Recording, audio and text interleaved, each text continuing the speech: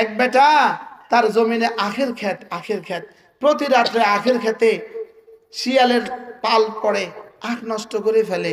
তো ওই বেটা মান্নত করছে, আল্লাহ যদি আজকে রাতে শিয়াল না পড়ে তাইলে আমি এক আঁটি আখ মসজিদে দিয়ে দিব। এই রাত্রে আরো বেশি পড়ছে।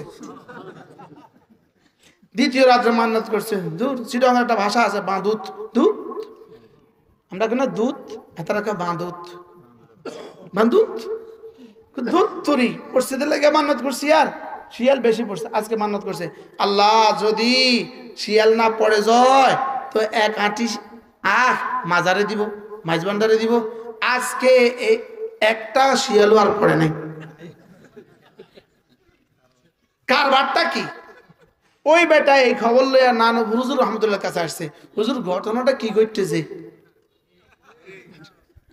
মসজিদে লেগে মান্নত করছি, শিয়াল বেশি পড়ছে, মাজারে লেগে মান্নত করছি, একটাও নাই। হুজুর তো হুজুর বলছে, ও বা যখন মসজিদের লেগে মান্নত করছো এটা আল্লাহর কাছে বড় গ্রহণযোগ্য হয়ে গেছে। তো শিয়ালে কয়, আল্লাহ এত মকবুলটা খাইতাম না খা, তোমারটা আমিও খাই। আর যখন মাজার লেগে মান্নত করছে সঙ্গে সঙ্গে শিয়ালে কয়, বাঁদুত এটা শিরিক করে এতটা নষ্ট হয়েছে, আমিও আর নোখাই হচ্ছে।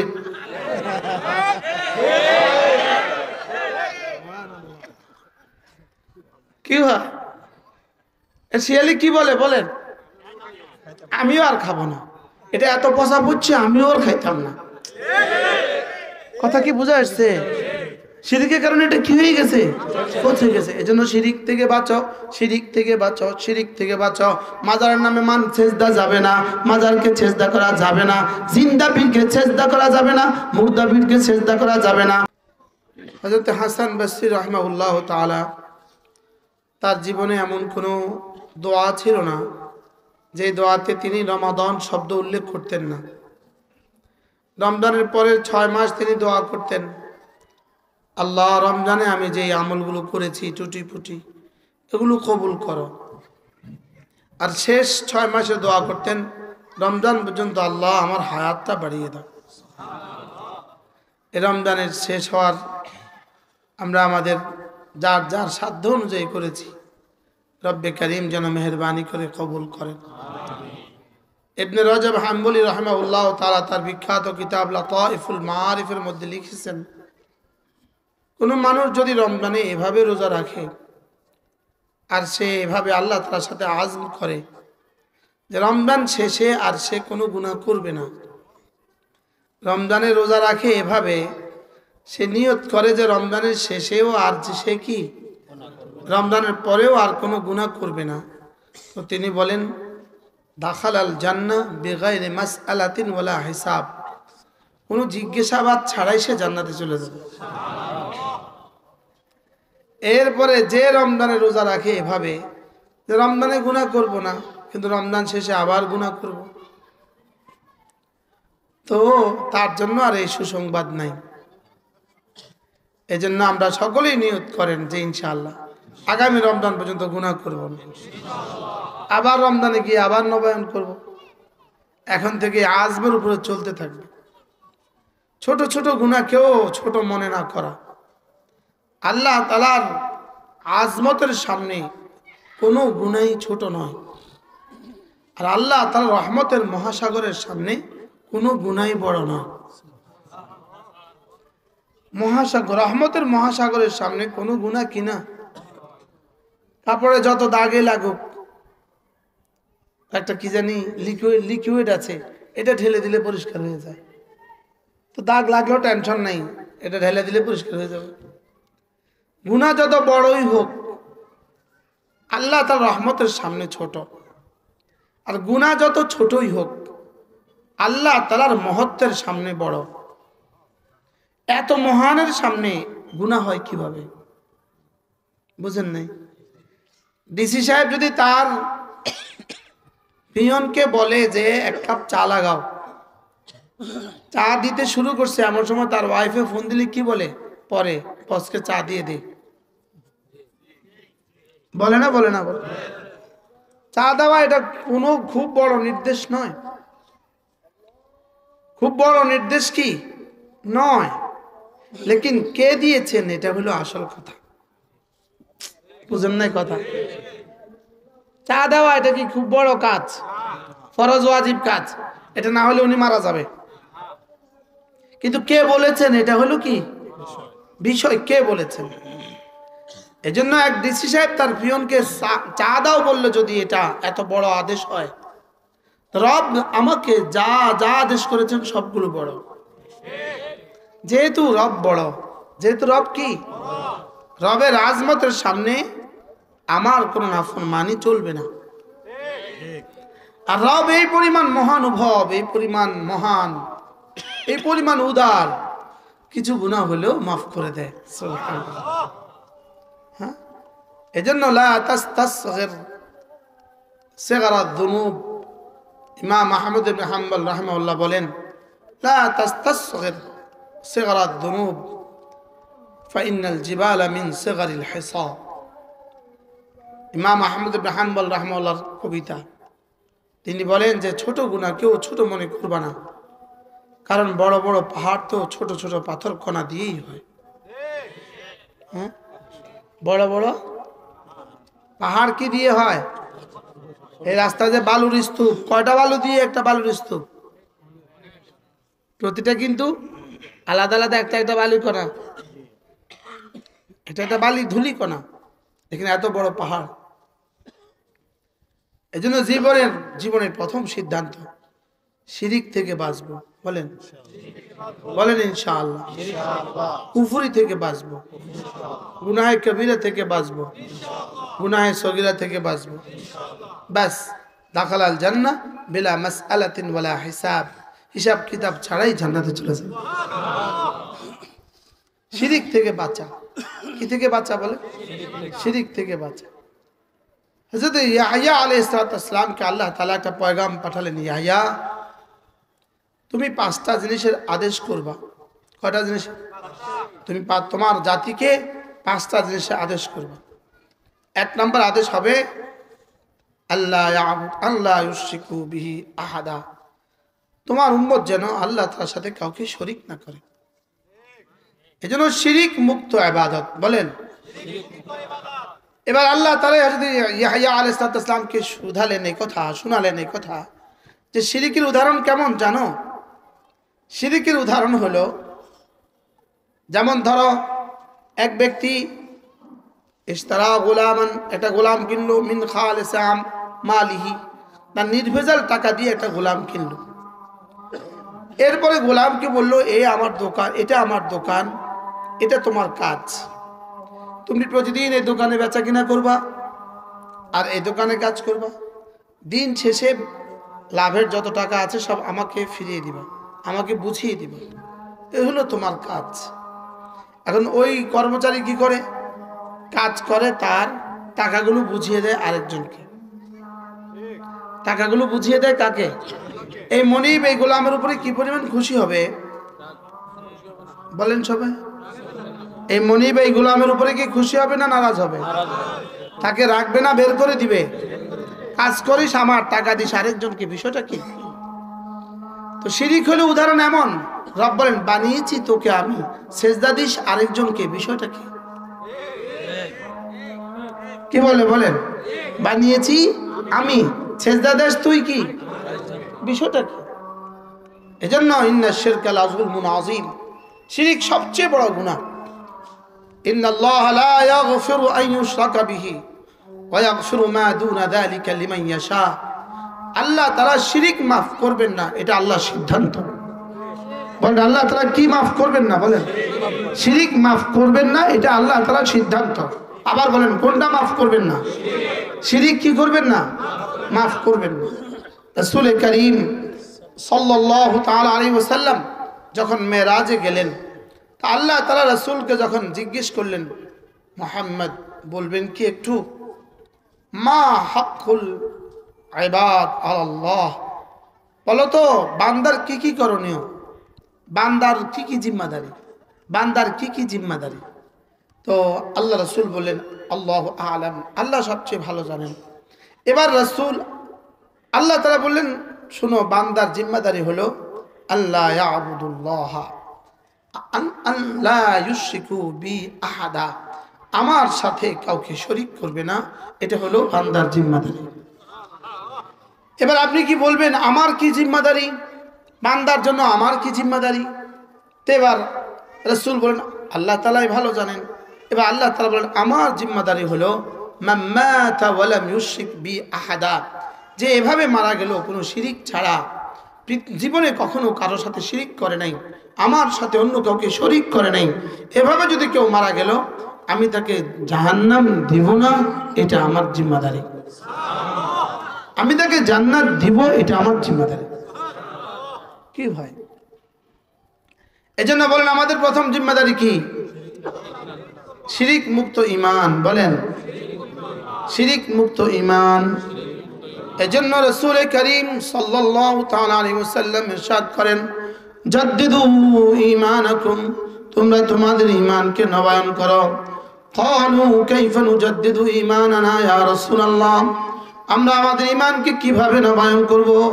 ক্বালা ফাকসিরু বিকাউলি লা ইলাহা ইল্লাল্লাহ, লা ইলাহা ইল্লাল্লাহ, লা ইলাহা ইল্লাল্লাহ, লা ইলাহা ইল্লাল্লাহ, লা ইলাহা ইল্লাল্লাহ, লা ইলাহা ইল্লাল্লাহ মুহাম্মাদুর রাসূলুল্লাহ।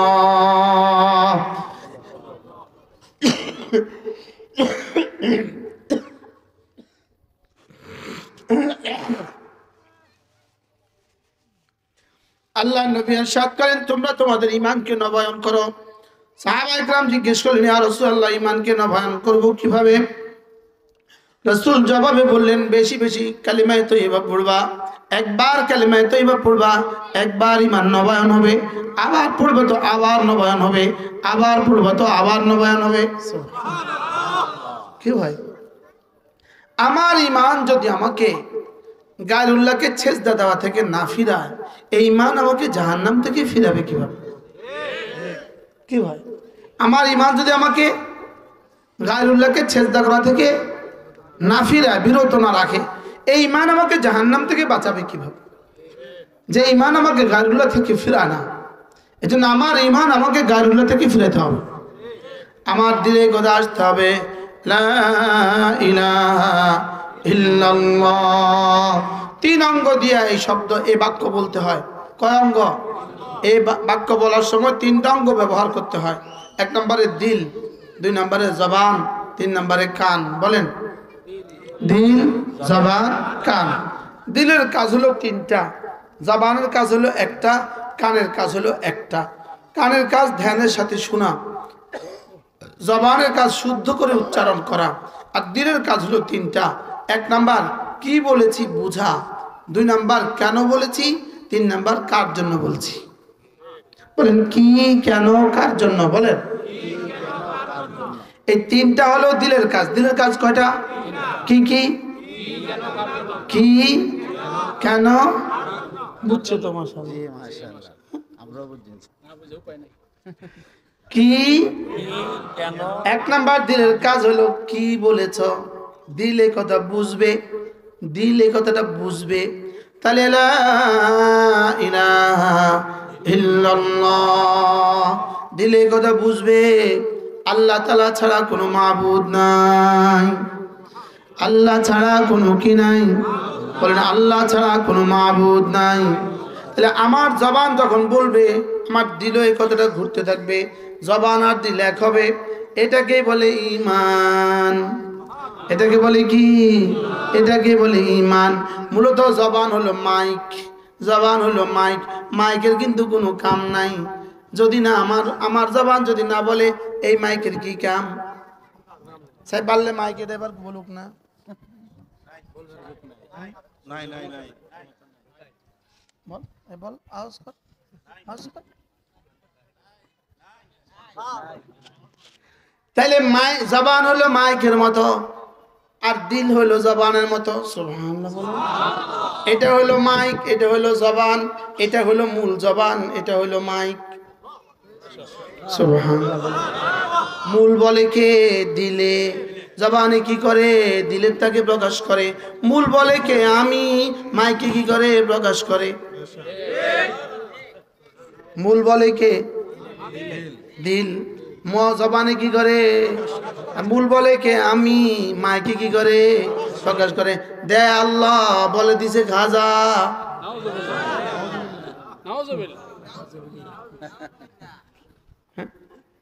দিল কে? কয় কে? খায় কার? গায় কার?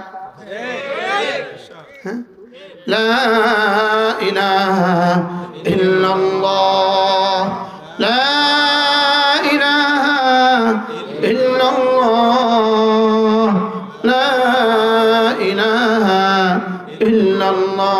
দিলের দিকে তাকান, দিলের দিকে, দিলের দিকে, দিলের দিকে।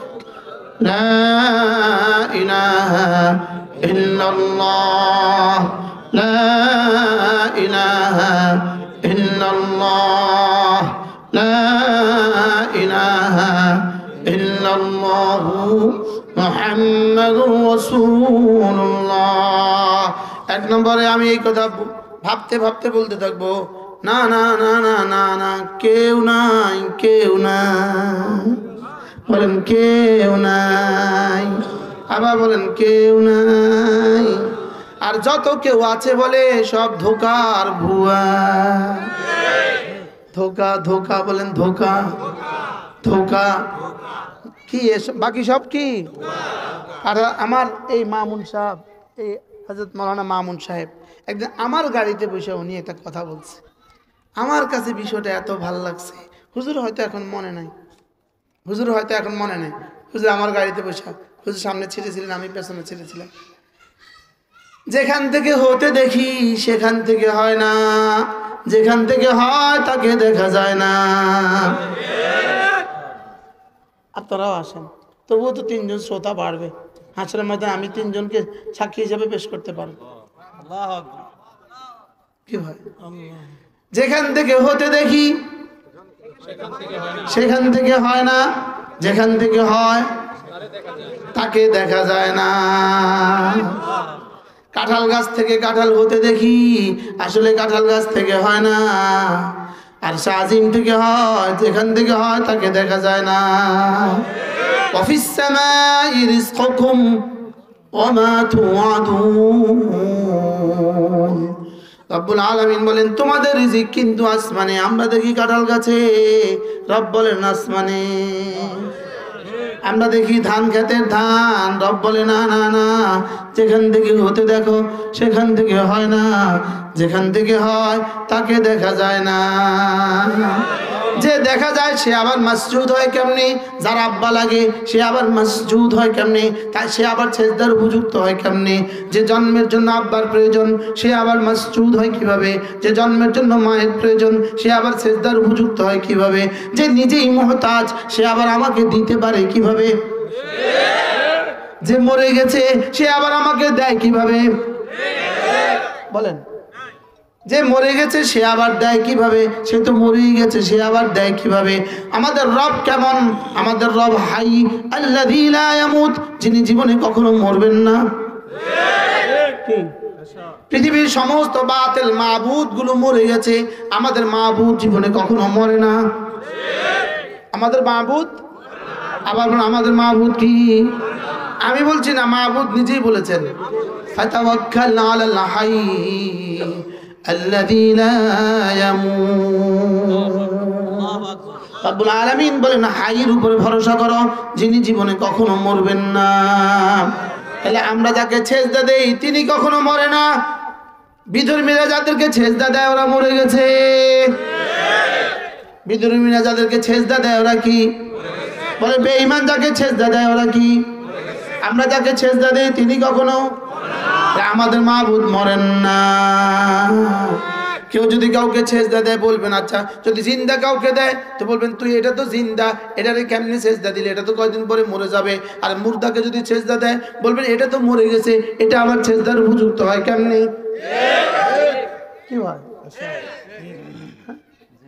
ফাতাওয়াক্কাল আলাল হাই আল্লাহু লা ইলাহা ইল্লা হুয়াল হাইয়ুল কাইয়্যুম লা তাখুযুহু সিনাতুন ওয়ালা নাওম।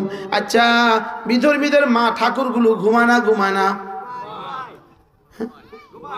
ঘুমানা আমাদের মাবুদ, আবার বলেন আমাদের মাবুদ কি? আল্লাহু লা ইলাহা ইল্লা হুয়াল হাইয়ুল কাইয়্যুম। এমনি খাজা বাবারা তো ঘুমানা, হ্যাঁ? এটা খাজা বাবা কে আমার লা ইলাহা ইল্লাল্লাহর সাথে মোকাবেলায় উঠাইছে, এদের ইমানের অবস্থা কি? কি এজন্য নাই কোনো মাবুদ আল্লাহ ছাড়া, নাই কোনো মাসজুদ আল্লাহ ছাড়া, নাই কোনো মানি আল্লাহ ছাড়া, নাই কোনো মুতি আল্লাহ ছাড়া, নাই কোনো নাফি আল্লাহ ছাড়া, নাই কোনো মানি আল্লাহ ছাড়া। এই কথাগুলো এখন আসমানওয়ালার কাছে কেমন লাগে? এই কোন জায়গায় বসে বলছিস? হিসাব আছে তোর? রব কি বলে? কি বলে? লা ইলাহা ইল্লাল্লাহ, লা ইলাহা ইল্লাল্লাহ, লা ইলাহা ইল্লাল্লাহু মুহাম্মাদুর রাসূলুল্লাহ। মসজিদে গিয়ে যখন বলে আল্লাহ তার ছেলে দাও, মসজিদে গিয়ে বলে আল্লাহ তার ছেলে দাও, আর যদি কেউ মন্দিরে গিয়ে বলে দুর্গা একটা ছেলে দাও, যদি কেউ মাজারে গিয়ে বলে দরগা বাবা একটা ছেলে দাও, তাহলে তিনটাই চাওয়া, একটা আল্লাহর কাছে চাওয়া, একটা দরগার কাছে চাওয়া, এটা দুর্গার কাছে চাওয়া। আল্লাহর কাছে চাইলেও আল্লাহই দেয়, দরগার কাছে চাইলেও আল্লাহই দেয়, দুর্গার কাছে চাইলেও আল্লাহই দেয়। বাকি পার্থক্য একটার নাম হলো ঈমান আর বাকিগুলো হলো শিরক। মূলত দেয় কে? কিন্তু একটার নাম কি? ঈমান, আর দুইটা কি? তাহলে যদি এটা না দিত তাহলে হিন্দুদেরকে তো কোনো সন্তান হইতো না, তাহলে তো মাজারিদের আর কোনো সন্তান হতো না। তাহলে বোঝা গেছে দেয় কে? কিন্তু একটা ঈমান আরেকটা শিরক, একটা ঈমান আরেকটা শিরক। বলেন একটা ঈমান আরেকটা কি? এক বেটা তার জমিনে আখের ক্ষেত, প্রতি রাত্রে আখের খেতে শিয়ালের পাল পড়ে, আখ নষ্ট করে ফেলে। তো ওই বেটা মান্নত করছে, আল্লাহ যদি আজকে রাতে শিয়াল না পড়ে তাইলে আমি এক আঁটি আখ মসজিদে দিয়ে দিব। এই রাত্রে আরো বেশি পড়ছে। দ্বিতীয় রাত্রে মান্নত করছে, দূর চিটাঙ্গের একটা ভাষা আছে বাঁদুত, দুধ, আমরা কেন দুধ এতারা বাঁদুত, বাঁদুত দুধ তরি মসজিদের লাগে মান্নত করছি, আর শিয়াল বেশি পড়ছে। আজকে মান্নত করছে, আল্লাহ যদি শিয়াল না পড়ে যায় তো এক আঁটি আখ মাজারে দিব, মাইজবান্ডারে দিব। আজকে একটা শিয়ালও আর পড়ে নাই। কারবারটা কি? ওই বেটা এই খবর লইয়া নানু হুজুর রহমতুল্লাহ কাছে আসছে, হুজুর ঘটনাটা কি ঘটতেছে? মসজিদে লেগে মান্নত করছি, শিয়াল বেশি পড়ছে, মাজারে লেগে মান্নত করছি, একটাও নাই। হুজুর তো হুজুর বলছে, ও বা যখন মসজিদের লাগে মান্নত করছো এটা আল্লাহর কাছে বড় গ্রহণযোগ্য হয়ে গেছে। তো শিয়ালে কয়, আল্লাহ এত মকবুলটা খাইতাম না, খা তোমারটা আমিও খাই। আর যখন মাজার লাগে মান্নত করছে সঙ্গে সঙ্গে শিয়ালে কয়, বাঁদুত এটা শিরিক করে এতটা নষ্ট হয়েছে, আমিও আর নুখাইম যে।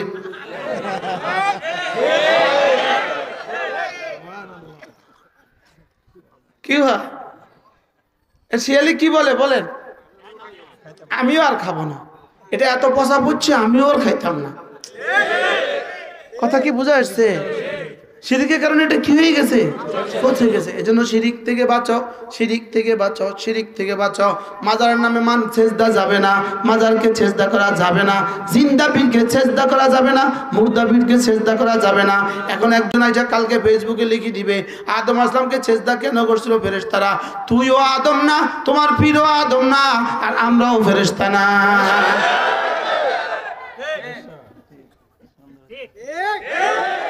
কিতা ঠিক কিতা? আমার পীর সাহেব কি আদম আলাইহিসসালাম আর আমি কি ফেরেশতা? তো তুই এটার লগে লাগাইছিস কা বুকা? মানে কোনটারে কোনটার লগে লাগায় খবর নাই কি? এজন্য এক নাম্বার জিম্মাদারি লা ইলাহা ইল্লাল্লাহ।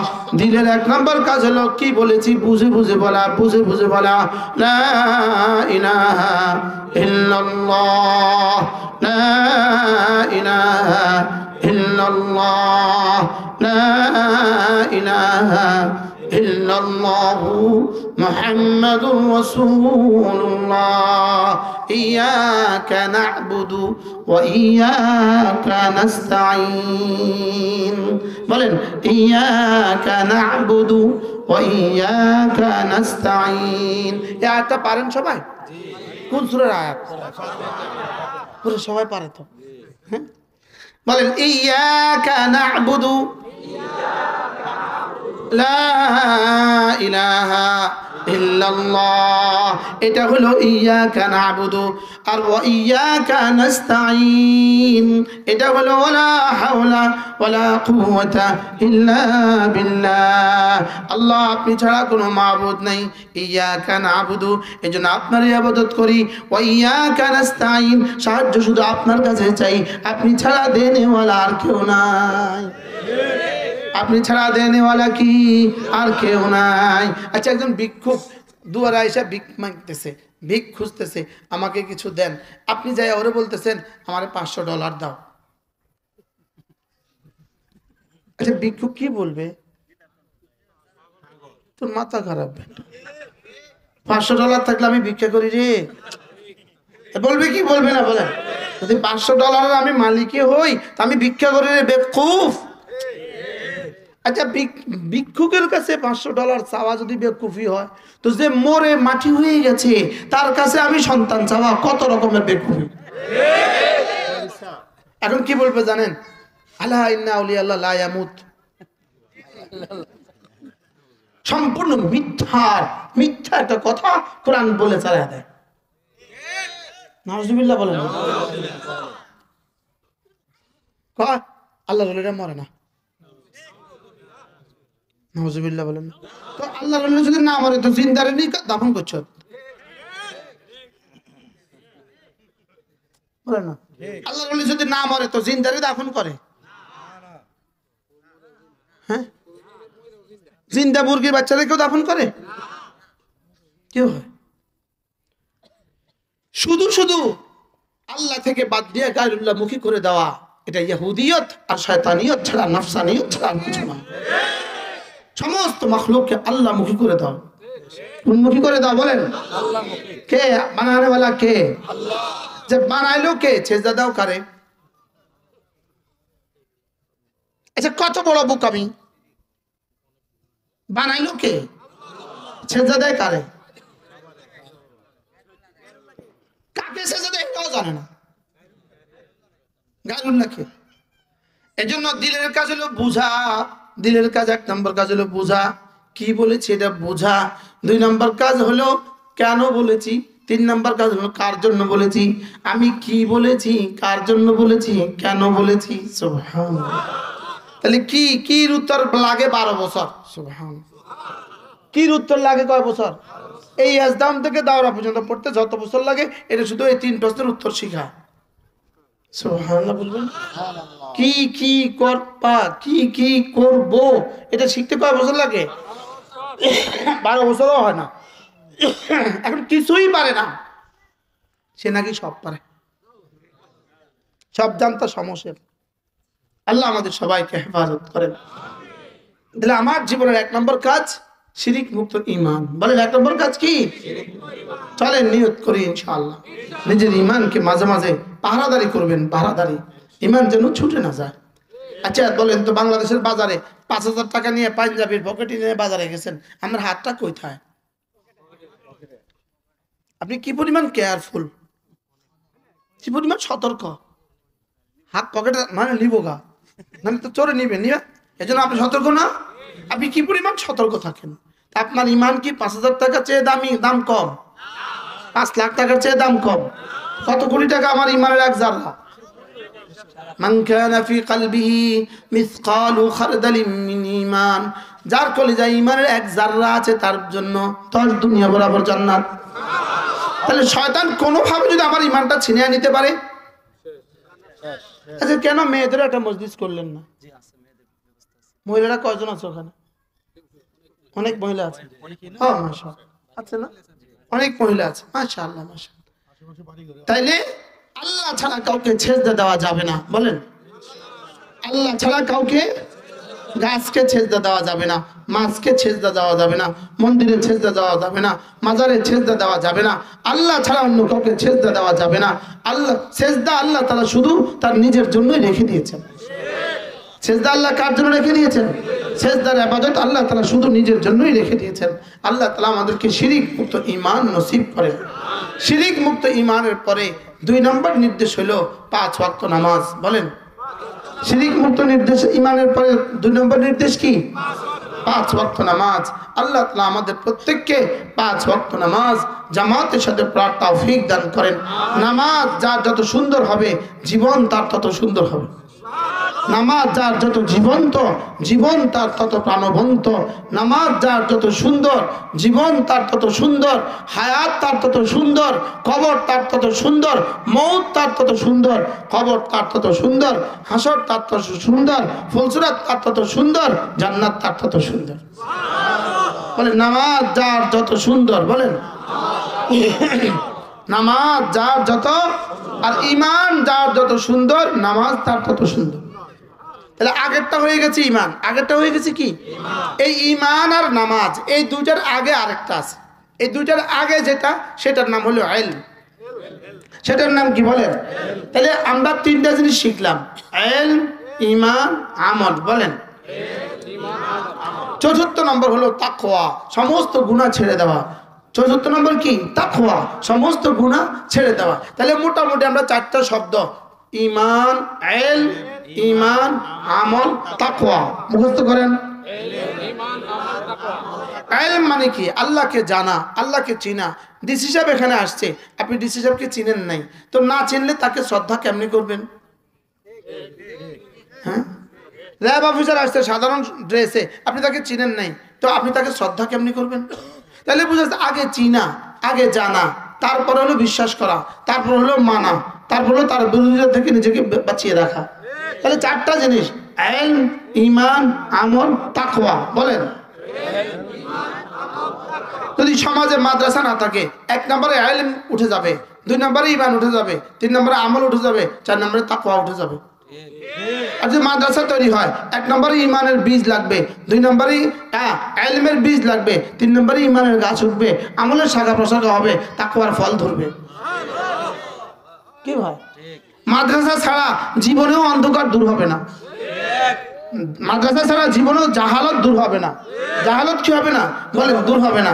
একটা গাড়ির জন্য ইলম জীবনের জন্য কেমন, গাড়ির জন্য লাইট যেমন, ঈমান জীবনের জন্য কেমন, ইঞ্জিন, গাড়ির জন্য ইঞ্জিন যেমন, আমল জীবনের জন্য কেমন, বডি গাড়ির জন্য যেমন, তাকওয়া জীবনের জন্য কেমন, ব্রেক গাড়ির জন্য যেমন। বলেন light, engine, body, brake. Brake না থাকলে কি গাতা, ইঞ্জিন না থাকলে, আর বডি না থাকলে, এবার লাইট না থাকলে অন্ধকার। কি বুঝা বুঝছে দেখেন। আচ্ছা তাহলে কয়টা লাগবে? কি কি তুমি বলো, তুমি বলো। ইলম, ঈমান, আমল, তাকওয়া। ওরে কিন্তু আমি ধরে নিয়ে এসেছি। এখন সবক পারছে দেখছেন, ইলম, ঈমান, আমল, তাকওয়া, আবার ইলম ছাড়া জীবন অচল, ঈমান ছাড়া জীবনের কোনো মূল্য নাই, আমল ছাড়া জীবনের কোনো দাম নাই, তাকওয়া ছাড়া তো গাতাত ব্রেক ছাড়া গড়তে, ব্রেক ছাড়া কি, তাহলে কটা জিনিস লাগবে, কি কি,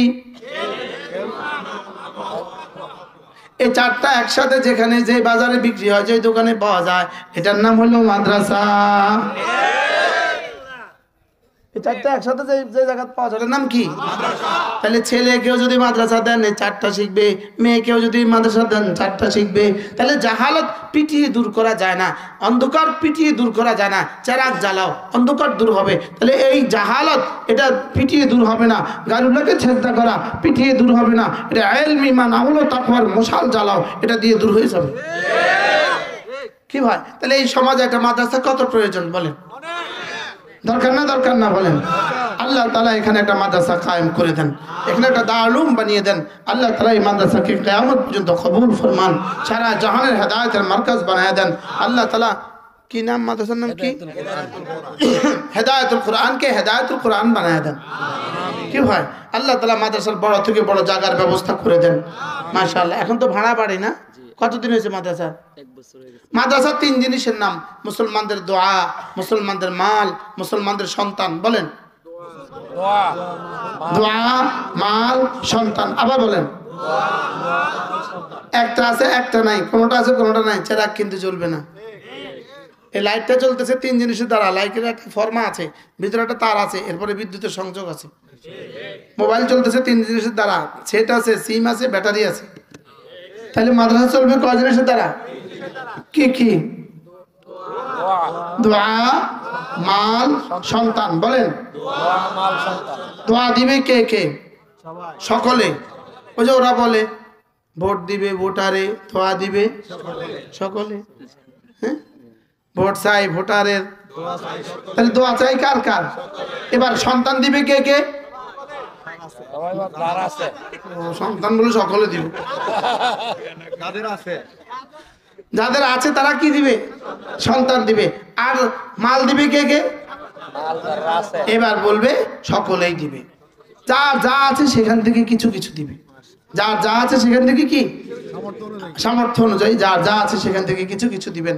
মাদ্রাসা ইনশাআল্লাহ ধীরে ধীরে, লীলা বোর্ডিং চালু করছেন, বোর্ডিং চালু করে দিবেন ইনশাআল্লাহ, বোর্ডিং চালু করে দিবেন। মাদ্রাসা তাশকিল করেন, পুরো ঘরে ঘরে যেন, প্রতিটা ঘরের বাচ্চা যেন মাদ্রাসা আসে। মাশাআল্লাহ, যারা সুযোগ আছে একটা ছাত্রকে লজিং এ রাখবেন, নিজের বাড়িতে রাখবেন, একজন শিক্ষককে নিজের বাড়িতে রাখবেন। আল্লাহ তাআলা এই মাদ্রাসাকে কবুল করেন।